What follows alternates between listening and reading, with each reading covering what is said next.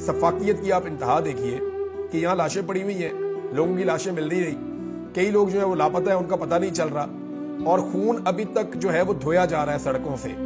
तो ऐसे में जो है वो हुकूमत के लोग और कुछ सहाफ़ी जो हैं और कुछ सियासतदान जो हैं वो उनकी सफाकियत का आप आलम चेक कीजिए कि वो मजाक उड़ा रहे हैं, वो ताने दे रहे हैं पाकिस्तान तहरीक इंसाफ के लोगों को। यानी मैंने आपको पिछले वीलॉग में बताया कि इस किस्म की बर्बरियत करके आप दुनिया के बेहतरीन लोग जो कमांडो ट्रेंड होते हैं उनको आप खड़ा करके आप ये चीजें करें, उनको निहत्ता करके उनके ऊपर गोलियां चलाएं, उन्हें आप आंसू गैस की इस लेवल के शेल मारें, उनके ऊपर रबड़ की बुलेट्स चलाते जाए और वो निहत्ते हो तो वो वहां नहीं खड़े होंगे, वो वहां से चले जाएंगे। तो इसी तरह पाकिस्तान तहरीक इंसाफ के साथ भी हुआ, और जो कुछ किया गया, जिस तरह आग लगाई गई, ये सारी चीजें अपनी जगह पे, लेकिन आलमी सतह पे ये आवाज बहुत ज्यादा उठी है। बाइडन और ट्रंप इंतजामिया के एहलकारों ने और एमनेस्टी इंटरनेशनल ने साबिक वज़ीर आज़म इमरान खान और